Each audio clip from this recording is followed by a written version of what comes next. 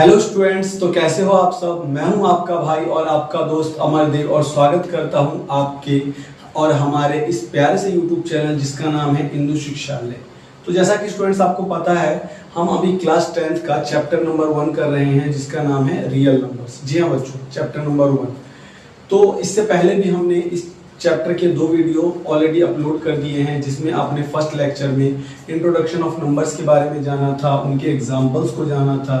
फिर हम lecture number 2 लेकर आए जिसके अंदर इसी चैप्टर से रिलेटेड कुछ बेसिक कॉन्सेप्ट दिए गए थे और उनमें से कुछ बेसिक कॉन्सेप्ट रह गए थे, कुछ या फिर 2।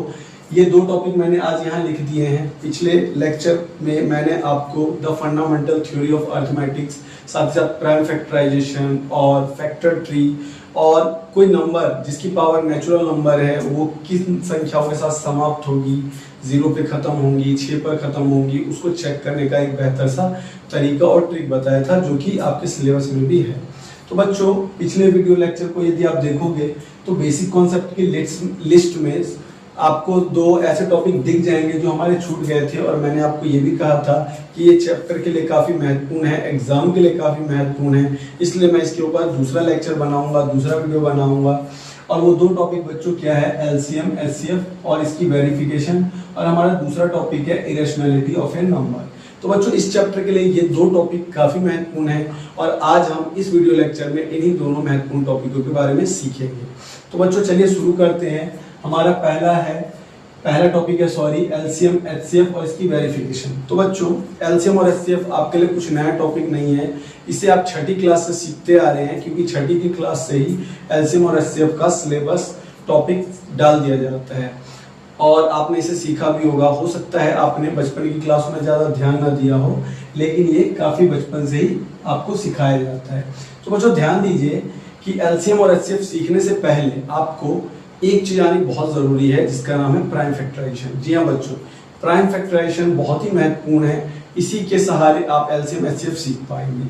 तो इसीलिए मैंने आपको इससे पहले वाले वीडियो लेक्चर में प्राइम फैक्टराइजेशन सिखाया, और यदि आपने हमारा वो वाला वीडियो अभी तक नहीं देखा तो टाइप कीजिए यूट्यूब पर Indu Shikshalaya real numbers lecture number 2, जिसमें आराम से आपको प्राइम फैक्टराइजेशन के बारे में सिखाया गया है, जो कि आपके लिए बहुत हेल्पफुल होगा एलसीएम और एचसीएफ को सीखने में। ठीक है बच्चों, तो चलिए शुरू करते हैं आज की वीडियो में एलसीएम और एचसीएफ सीखना।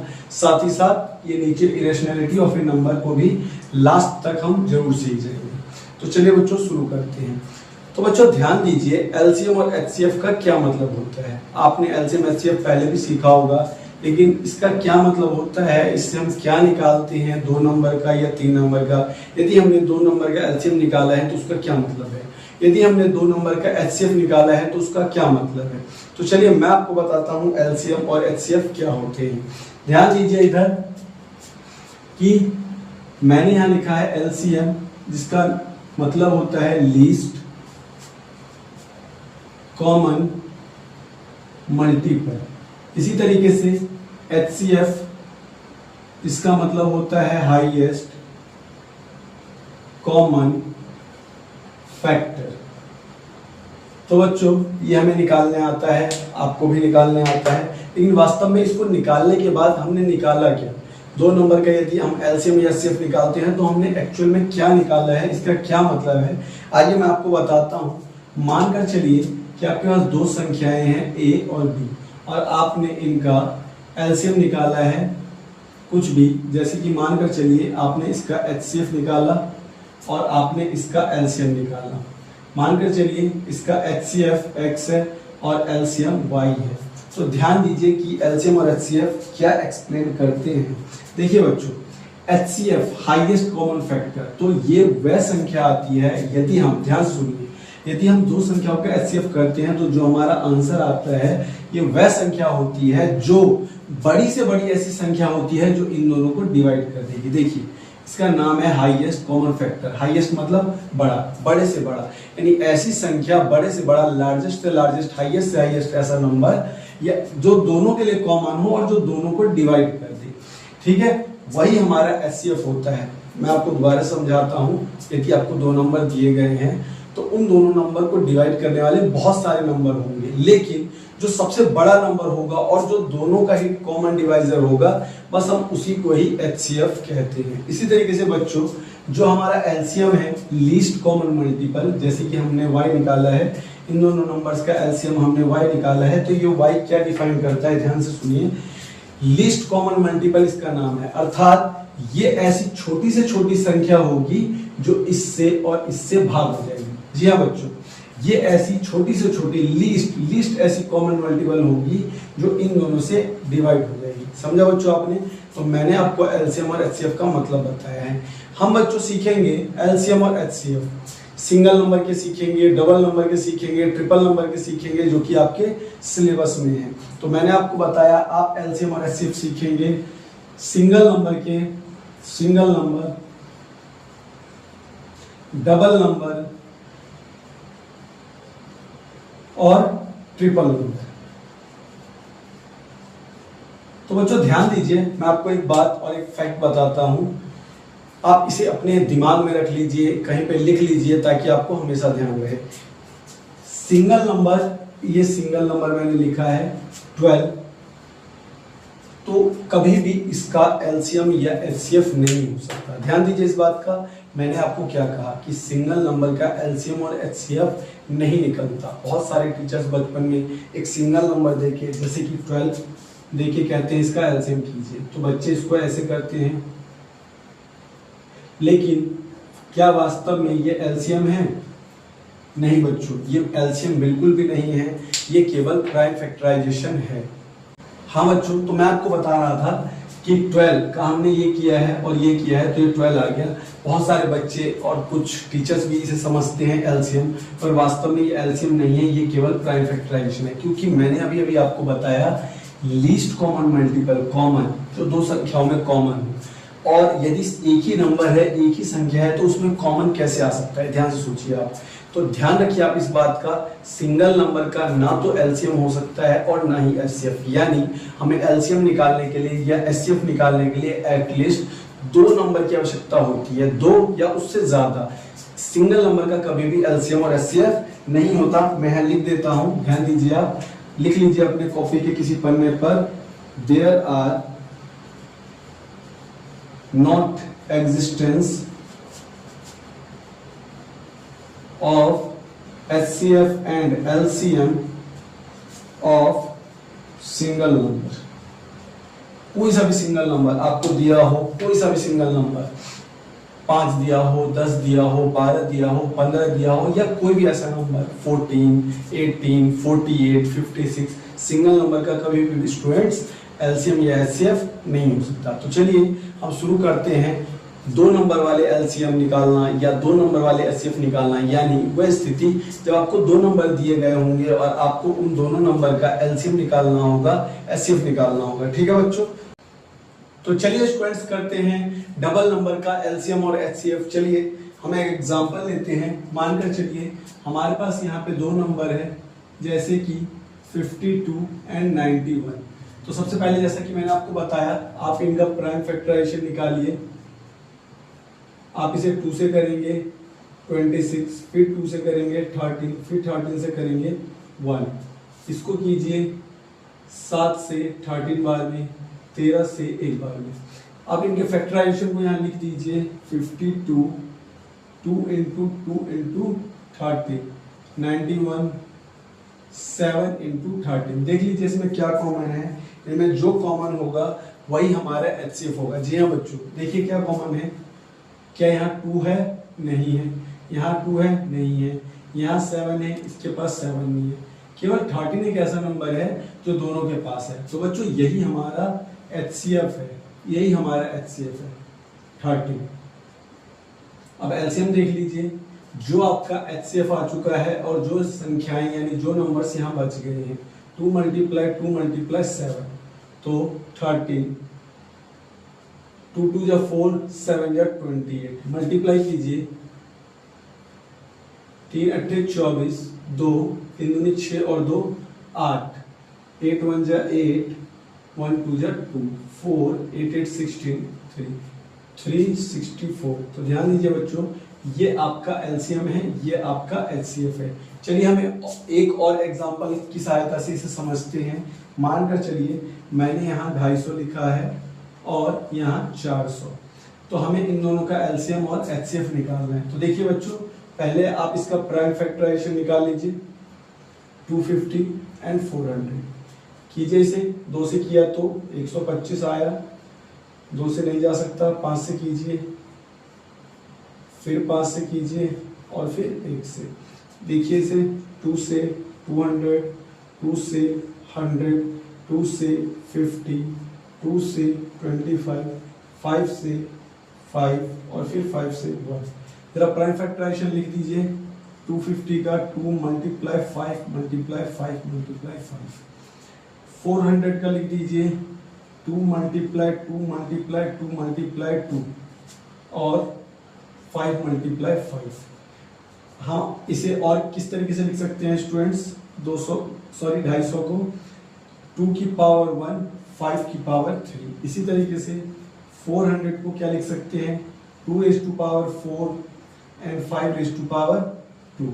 तो जो इनमें कॉमन है देख लीजिए, वही हमारा एचसीएफ होगा। जैसे लॉवेस्ट पावर 2 की पावर 1 और 5 की पावर 2, 2 इंटू में 5 इंटू में 5, 5 5 जा 25, 25 टू जा 50। ये हमारा एचसीएफ है बच्चों। एलसीएम निकालिए। एलसीएम कैसे निकलेगा? जो हमारे यहाँ हाईएस्ट फैक्टर है, जैसे कि 2 की पावर 4 और 5 की पावर 3, मल्टीप्लाई कीजिए। 2 into 2 into 2 into 2, 5 into 5 into 5। इतना बड़ा गुना, बताइए क्या आंसर आएगा? बताइए, जल्दी बताइए। इसको कैलकुलेट करके कमेंट सेक्शन में आंसर दीजिए, तब तक मैं करता हूँ। 2 2 जा 4, 4 2 जा 8, 8 2 जा 16, 16 5 जा 80 और मल्टीप्लाई में 25, 25 8 जा 200। तो ये हमारा बच्चों एलसीएम है। तो मैंने आपको यहाँ एलसीएम एचसीएफ करने का एक तरीका बताया। यहाँ बताया कि सबसे पहले प्राइम फैक्टराइजेशन कीजिए, फिर उनमें जो कॉमन होता है वो एचसीएफ होता है। एचसीएफ को बाकी बचे हुए नंबर से यहाँ मल्टीप्लाई कर देते हैं तो एलसीएम आता है। इसी तरीके से मैंने आपको सेकंड मेथड बताया कि अगर लार्जेस्ट नंबर है तो सबसे पहले आप उनके पावर्स के फॉर्म में चेंज कीजिए, प्राइम फैक्टराइजेशन कीजिए और सभी नंबर्स को उनके पावर के फॉर्म में चेंज कीजिए। और ध्यान दीजिए, जो लोवेस्ट पावर वाले नंबर्स है जो दोनों में कॉमन है वो हमारा एचसीएफ होगा। जैसे ये लोवेस्ट पावर का 2 है और ये लोवेस्ट पावर का 5 है, दोनों को मल्टीप्लाई किया तो ये हमारा 50 आ गया। इसी तरीके से एलसीएम में हाईएस्ट पावर वाले, ये हाईएस्ट पावर है 2 की और ये 5 की हाईएस्ट पावर है। अगर आप इनको सॉल्व करेंगे तो ये हमारा एलसीएम आएगा। तो बच्चों, आपने देखा कि कैसे हमने एलसीएम और एचसीएफ को कैलकुलेट किया। ध्यान दीजिए कि अभी मैंने थोड़ी देर ही पहले आपको बताया है कि एलसीएम और एचसीएफ हमें क्या बताता है। तो ध्यान से देखिए, मैं आपको एक बार और एक्सप्लेन कर देता हूँ। जैसे कि इन दोनों नंबर्स का एचसीएफ 13 आया है और एलसीएम 364 आया है, तो इसका मतलब क्या है? तो इसका मतलब देखिए बच्चों, ये है, ये 13 आया है एचसीएफ। इसका मतलब ये है कि 13 वो बड़ी से बड़ी संख्या है, बड़ा से बड़ा मान है जो इन दोनों नंबर को डिवाइड कर देगा, 52 को और 91 को। इसलिए इसका नाम है हाईएस्ट। हाईएस्ट यानी हाईएस्ट वो नंबर जो इन दोनों को डिवाइड कर दे और साथ साथ इनका कॉमन, इसलिए इसे हम हाईएस्ट कॉमन फैक्टर कहते हैं। इसी तरीके से एलसीएम ये आया है और मैंने आपको बताया था कि वो छोटा से छोटा नंबर या छोटी से छोटी संख्या जिसको ये दोनों नंबर डिवाइड कर दे। तो ये जो आया है 364, इसको ये और ये दोनों डिवाइड कर दे। हाँ, लेकिन ध्यान दीजिए कि इन दोनों का ये कॉमन से कॉमन ऐसा छोटा से छोटा संख्या है जो दोनों इसको डिवाइड कर देंगे। ठीक है स्टूडेंट्स, तो चलिए अब हम शुरू करते हैं 3 नंबर वाले एलसीएम निकालना। यानी कि यदि आपको 3 नंबर्स दिए गए हैं, ट्रिपल नंबर दिए गए हैं, 3 संख्याएं दी गई हैं, तो आप किस प्रकार से उनका एलसीएम और एचसीएफ निकालेंगे। तो चलिए बच्चों, शुरू करते हैं 3 नंबर वाले एलसीएम और एचसीएफ। जब आपको 3 नंबर्स दिए रहेंगे तो किस तरीके से आप उनका एलसीएम और एचसीएफ निकालेंगे। चलिए एक एग्जांपल की सहायता से समझते हैं। मानकर चलिए आपको यहाँ पर 3 नंबर दिए गए हैं, 12, 15 एंड 21। तो आपको इनका एलसीएम और एचसीएफ निकालना है। सॉल्व कीजिए, पहले प्राइम फैक्टराइजेशन निकाल के 2 से, 3 से और 3 से। क्या ये सही है बच्चों? जी हाँ। लगता है मार्कर को खाना खाने की जरूरत है, तो थोड़ा रुकिए, मैं मार्कर को पहले खाना खिला देता हूँ, 2 मिनट।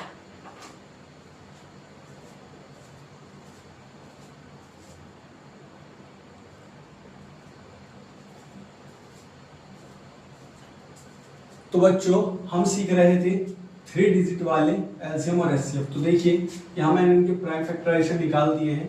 अगर आपको अच्छे से दिख रहा है तो इसके प्राइम फैक्टराइजेशन है 2 × 2 × 3। इसी तरीके से 15 के हैं 3 × 5। इसी प्रकार 21 की है 3 × 7। और जैसा कि मैंने आपको बताया था, जो इनमें कॉमन होगा वो इनका एचसीएफ होता है। ध्यान से देखिए, 3 इनका कॉमन है, तो 3 बच्चों इनका एचसीएफ है। इसी तरीके से एलसीएम निकालने का भी मैंने आपको एक तरीका बताया। जो एचसीएफ आ गया और जो बच गए हैं ये दोनों 2 × 2 × 5 × 7, इनको मल्टीप्लाई कीजिए तो हमारा एलसीएम आ जाएगा 3 2 जा 6 2 जा 12 5 जा 60 7 जा 420। तो ये हमारा आ गया बच्चों एलसीएम, एचसीएफ और एलसीएम। तो बच्चों हमने 2 डिजिट वाले और 3 डिजिट वाले 2 नंबर्स और 3 नंबर्स के एलसीएम एचसीएफ को निकालना सीखा, और आपने ये देखा कि कैसे हम उनके एलसीएम एचसीएफ को निकालते हैं। बच्चों हमारा अगला टॉपिक है वेरिफिकेशन। तो चलिए मैं आपको बताता हूँ कि वेरिफिकेशन कैसे की जाती है। ध्यान रखिए, ये केवल 2 नंबर्स के लिए ही वैलिड होगा, यानी यदि आपको 3 नंबर्स वाले एलसीएम एचसीएफ दिए गए हैं तो इस फॉर्मूले से आप उनका वेरिफिकेशन नहीं कर सकते, केवल उनका वेरिफिकेशन कर सकते हैं जो 2 नंबर आपको दिए होंगे। तो बच्चों इसका जो नंबर है इसका जो फॉर्मूला है वो ये है। मानकर चलिए कि आपको 2 नंबर दिए गए हैं ए और बी, और इसका एलसीएम और एचसीएफ 2 चीजें आप निकालते हैं, तो इनमें रिलेशन क्या है? तो बच्चों इनमें रिलेशन ये है कि एलसीएम और एचसीएफ इनका जो प्रोडक्ट आएगा वो फर्स्ट नंबर और सेकंड नंबर के बराबर आएगा। ठीक है, चलिए मैं यहाँ पर फर्स्ट नंबर सेकंड नंबर के लिए फर्स्ट एंड सेकंड नंबर का यूज करता हूँ। इसका मतलब ये हुआ कि आप चाहे तो इस फॉर्मूले को ऐसे भी लिख सकते हैं, एलसीएम गुना HCF is equal to product of 2 numbers. ठीक है, प्रोडक्ट ऑफ 2 नंबर्स, याद रखिए। इससे हम एलसीएम और एचसीएफ की जांच करेंगे, जैसा कि मैंने आपको यहाँ बताया है। वेरिफिकेशन भी हमारा एक टॉपिक है। यदि आप यहाँ से एलसीएम निकालना चाहते हैं तो हमारा फॉर्मूला हो जाएगा प्रोडक्ट ऑफ 2 नंबर्स अपॉन में ये एचसीएफ यहाँ आ जाएगा। तो बच्चों आपको एक नया फॉर्मूला मिल गया एलसीएम का ये। इसी तरीके से यदि आप एचसीएफ निकालना चाहते हैं तो इसका फॉर्मूला हो जाएगा प्रोडक्ट ऑफ 2 नंबर्स अपॉन में एलसीएम। ये आपका एचसीएफ का फॉर्मूला हो गया। मैं आपको इन दोनों फॉर्मूलाज पे भी सवाल करके जरूर दिखाऊंगा। चलिए अब शुरू करते हैं एक वेरिफिकेशन का क्वेश्चन, और मैं आपको बताऊंगा कि किस तरीके से इनमें वेरिफिकेशन की जाती है और कैसे हमें पता चलेगा कि हमारा किया गया एलसीएम और एचसीएफ बिल्कुल सही है। तो चलिए स्टूडेंट्स, मैं आपको एक क्वेश्चन की सहायता से एलसीएम एचसीएफ की वेरिफिकेशन करना सिखाता हूं। आइए देखिए, मानकर चलिए आपको 2 नंबर दिए गए हैं 24 और 36। आपको इनका एलसीएम और एचसीएफ दोनों कैलकुलेट करना है, साथ साथ उसकी वेरिफिकेशन भी करनी है। मैंने आपको ये कहा कि आपको ये 2 नंबर दिए गए हैं जिनका आपको एलसीएम निकालना है, एचसीएफ निकालना है और एलसीएम भी निकालना है, और साथ साथ फिर आपको इसकी वेरिफिकेशन करनी है। और वेरिफिकेशन का तरीका मैंने अभी आपको बताया है, LCM multiply HCF is equal to first number multiply second number. इस फॉर्मूले में रख के जांच करेंगे कि क्या हमारा एलसीएम और एचसीएफ सही है कि नहीं। और बच्चों ये एग्जाम के नजरिए से काफी इंपॉर्टेंट है, तो आप इसे ध्यान से देखिएगा। चलिए सबसे पहले हम इसका एलसीएम और एचसीएफ निकाल लेते हैं। हमारा पहला स्टेप कि हम इनका प्राइम फैक्टराइजेशन करें। अरे ये क्या होता है प्राइम फैक्टराइजेशन? कुछ बच्चों को तो यही नहीं पता। तो क्या बच्चों मैंने ये सही किया है? बताओ। क्या ये मैं सही कर रहा हूँ? बताओ, यस नो में जवाब दो, कमेंट में जाके जवाब दो। चलो लिख दो क्या क्या आया है। 2 इंटू 2 इंटू 2 इंटू 3। इसी प्रकार 36 का 2 इंटू 2 3 इंटू 3। तो जैसा कि मैंने आपको बताया था, HCF कैसे निकालते हैं बच्चों? देखिए कॉमन, क्या क्या कॉमन है? 2 2 3, 2 मल्टीप्लाई 2 मल्टीप्लाई 3, 2 2 4 3 12। ये हमारा आ गया HCF। जरा एलसीएम निकालिए। मैंने कहा था आपको जो HCF आ गया और जो बचा हुआ है 2 and 3, 12 6, 12 6 72। ये हमारा एलसीएम और ये हमारा HCF। चलिए जरा यहाँ पे वेरिफिकेशन कीजिए।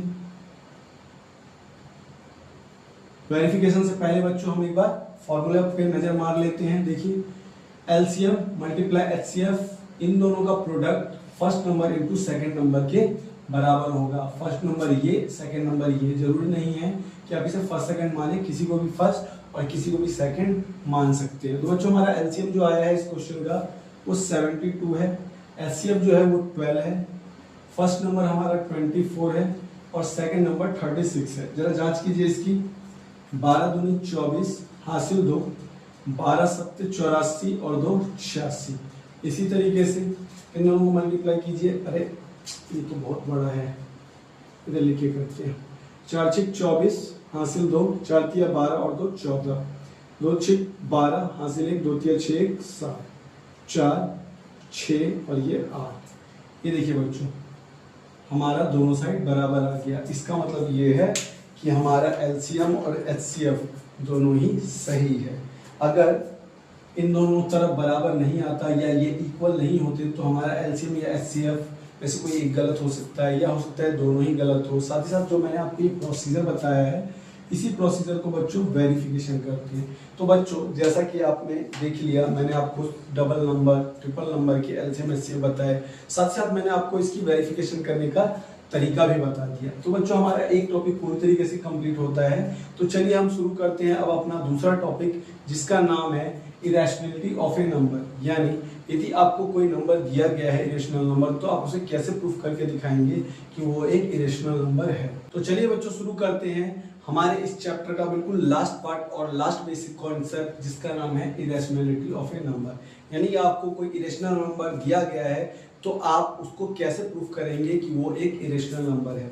तो मैं आपको यहाँ एक क्वेश्चन बताता हूँ। ये एक थ्योरम है जिसे आप सीख जाएंगे तो आपके लिए अच्छा रहेगा, क्योंकि इससे बोर्ड के पेपर में क्वेश्चन आता है, काफी बार आया है और आता रहेगा। चलिए देखिए, हमें प्रूफ करना है, prove that √2 is an irrational number. ठीक है बच्चों, हमें ये प्रूफ करके दिखाना है कि √2 एक इरेशनल नंबर है। यानी √2 आपको पता है, मुझे पता है या हमें पता है कि एक इरेशनल नंबर है, लेकिन फिर भी हमें प्रूफ करके दिखाना है। पता नहीं ये क्यों सारे सवालों को हमसे प्रूफ करवाते रहते हैं। सभी को पता है कि ये है तो है, ठीक है। चलिए कोई बात नहीं, है तो करना है। चलिए मान लेते हैं let √2 is a rational number है। ये क्या हुआ? जिसे रेशनल प्रूफ करना है उसे हमने रेशनल मान लिया है। ये कैसे होगा? तो ध्यान दीजिए बच्चों, किसी भी सवाल को प्रूफ करने के केवल 2 तरीके होते हैं, या और अन्य तरीके भी हो सकते हैं। पहला कि जो आपको गिवन है आप उसकी सहायता से प्रूफ कर दीजिए, या फिर अगर आपको कुछ भी गिवन नहीं है तो आप उसको कुछ मान लीजिए और मानी हुई बात को यानी लेट की गई बात को गलत साबित कर दीजिए, तो वो अपने आप प्रूफ हो जाएगा। और इसमें हम इसी दूसरे टेक्निक का यूज करके इस सवाल को प्रूफ करते हैं। तो चलिए बच्चों सिद्ध करते हैं। ध्यान दीजिए कि मैंने इस √2 को रेशनल नंबर मान लिया है, और अगर बच्चों ये रेशनल है तो ये P एंड Q के फॉर्म में लिखा जा सकता है। ध्यान कीजिए कि मैंने आपको रेशनल नंबर की क्या डेफिनेशन बताई थी। साथ ही आपको पता होना चाहिए Q is not equal to 0 होना चाहिए और PQ इंटीजर्स होना चाहिए। लिख दीजिए यहाँ पर इंटीजर्स। ठीक है बच्चों, चलिए अब आगे सॉल्व करते हैं। और आगे सॉल्व करने से पहले मैं आपको एक बात बताता हूँ। जरा ये बताइए कि यहाँ पर P और Q के साथ कोई नंबर है क्या? P और Q का कॉमन फैक्टर क्या है? कौन सी संख्या आपको P और Q के साथ दिख रही है? शायद कुछ नहीं, शायद एक तो मिस्टर इंडिया है, सभी जगहों पर आ जाता है। यहाँ भी एक है, यहाँ भी एक है। तो आप लिख सकते हैं PQ कॉमन फैक्टर इज 1, यानी पी क्यू का 1 के अलावा कोई भी कॉमन फैक्टर नहीं है। 1 के अलावा कुछ भी हमें पी क्यू के साथ नहीं दिख रहा है। चलिए आगे सॉल्व कीजिए। पी अपॉन में क्यू रूट 2, ये क्यू को यहाँ ले जाइए, अपॉन में है तो अब हम क्या करेंगे बच्चों, स्क्वायरिंग बोथ साइड। हमने दोनों तरफ स्क्वायर कर दिया, पी का स्क्वायर रूट 2 क्यू का स्क्वायर। ठीक है बच्चों, इसका स्क्वायर करेंगे आप तो क्या आएगा पी स्क्वायर। इसका स्क्वायर कैसे करेंगे, 9th में जाइए और चेक कीजिए कैसे आपने रूट की मल्टीप्लाई सीखी थी। इसको इससे किया तो 2, इसको इससे किया तो क्यू स्क्वायर। तो यहाँ आपका आ जाएगा 2q का स्क्वायर। क्यू स्क्वायर को यदि आप अकेला करेंगे तो ये आ गया अपॉन में। ध्यान से देखिए 2 इसके अपॉन में है, इसका मतलब ये हुआ कि P square is divisible by 2, यानी पी स्क्वायर जो है वो 2 के द्वारा भाग होता है, डिवाइड होता है। और अगर ये स्क्वायर को डिवाइड कर सकता है तो ये इसको भी डिवाइड कर सकता है। तो p is also divisible by 2। चलिए इसका आगे कीजिए, p की जगह लेट कीजिए 2m, और m भी एक इंटीजर ही है बच्चों, इंटीजर ही है। ठीक है, इस p की वैल्यू को इस सवाल में p की जगह रख दीजिए, p square is equal to 2q का स्क्वायर। ठीक है,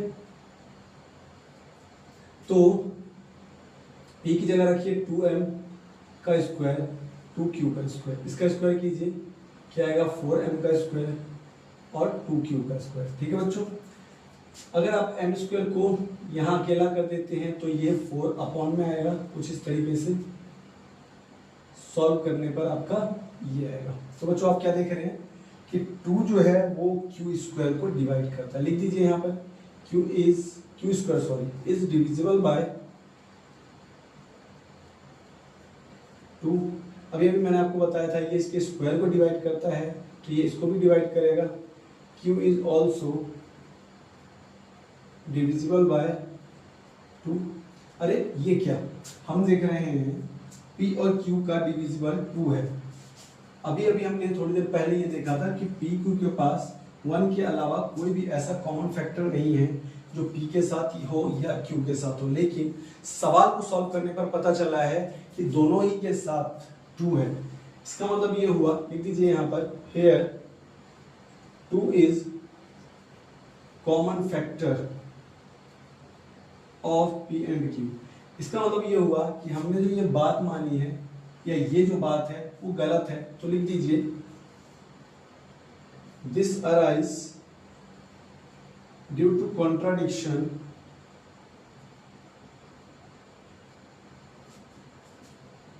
आवर assumption इज रॉन्ग। यानी ये जो तरीका है जो हमने सॉल्व किया है, जो कॉमन फैक्टर 1 के बदले 2 आ रहा है, इसकी वजह से जो हमारी मानी हुई बात है वो गलत है। कॉन्ट्राडिक्शन का मतलब जो हमने माना है वो गलत है। इसका मतलब हमने माना क्या था, रेशनल, और ये बात गलत है। तो अगर ये रेशनल नहीं है तो ये क्या है, तो बच्चों ये इरेशनल है। तो आप यहाँ डायरेक्ट लिखिए दस √2 इज एन इरेशनल नंबर। ठीक है बच्चों, irrational number √2 is an irrational number. ठीक है बच्चों, तो स्टूडेंट्स देखा आपने कि कैसे हमने एक दिए हुए नंबर को इरेशनल प्रूफ कर दिया। इसी तरीके से आपको भी पेपर में या क्लास में या फिर कोई दोस्त आपको इस तरीके के क्वेश्चन यदि देंगे तो आप उनको इसी तरीके से इरेशनल प्रूफ करेंगे। ध्यान दीजिए बच्चों कि ये जो क्वेश्चन है वो एग्जाम के नजरिए से भी काफ़ी ज़रूरी है। तो आप इसे बार बार इसकी प्रैक्टिस करें, घर पर सीखें, दोस्तों के साथ डिस्कस करें, उनको सिखाएं, उनको सेंड करें, या कोई सा भी ऐसा तरीका अपनाएं जिसकी वजह से आपको ये सवाल आ जाए। मैं केवल ये चाहता हूँ कि आप जो भी सीखते हैं उसको लंबे समय तक याद रखिए। ठीक है बच्चों, तो इस तरीके से हमने इस चैप्टर के सभी बेसिक कॉन्सेप्ट के बारे में चर्चा कर ली है, और हम नेक्स्ट वीडियो में अब आपके साथ आएंगे एक्सरसाइज को लेकर, यानी बुक्स में आपके जो एक्सरसाइज के क्वेश्चन दिए गए हैं, उनके एग्जांपल्स दिए गए हैं और कुछ इंपॉर्टेंट क्वेश्चन। ठीक है बच्चों, तो मैं आशा करता हूँ ये वीडियो आपको अच्छी लगी होगी, आपको समझ आया होगा, और अब चलने का समय हो गया है। हाँ बच्चों, चलने से पहले होमवर्क, मैं आपको होमवर्क देता हूँ। ये 2 क्वेश्चन करके आप मुझे भेज सकते हैं हमारे टेलीग्राम चैनल पे या फिर कमेंट पे। पहला क्वेश्चन आपको 72 एंड 96, दो नंबर 72 एंड 96, इन दोनों का LCM एंड HCF करके हमें हमारे टेलीग्राम चैनल पर भेजना है। साथ साथ आपको इनकी वेरिफिकेशन भी करनी है। और दूसरा, आपको √3 को इरेशनल नंबर प्रूफ करना है, इरेशनल नंबर प्रूफ करना है। ठीक है बच्चों, ये आपका होमवर्क है, इस वीडियो लेक्चर का ये आपका होमवर्क है, जो कि आप कर या पूरी तरीके से लेक्चर को देखने के बाद उसके बाद करें और फिर मुझे भेजें। तो मुझे लगता है आपको ये सभी बातें अच्छे से समझ आ गई होंगी। फिर भी यदि आपके कुछ डाउट्स है, कुछ यदि आपको पूछना है, कुछ बताना है या कुछ डिस्कस करना चाहते हैं, तो कमेंट सेक्शन में वो टाइप कीजिए, मैं उन्हें ज़रूर देखूंगा और ज़्यादा से ज़्यादा स्टूडेंट की हेल्प करना चाहूँगा और उनके पूछे गए डाउट्स का आंसर जरूर दूंगा। ठीक है बच्चों, तो चलिए चलता हूं मैं और नेक्स्ट वीडियो जल्दी से लेकर आता हूं, एक्सरसाइज 1.1। तब तक आप इस वीडियो के साथ जो आपने देखा है, सीखा है, उसे सीखिए, सिखाइए, स्वस्थ रहिए, मस्त रहिए। बाय।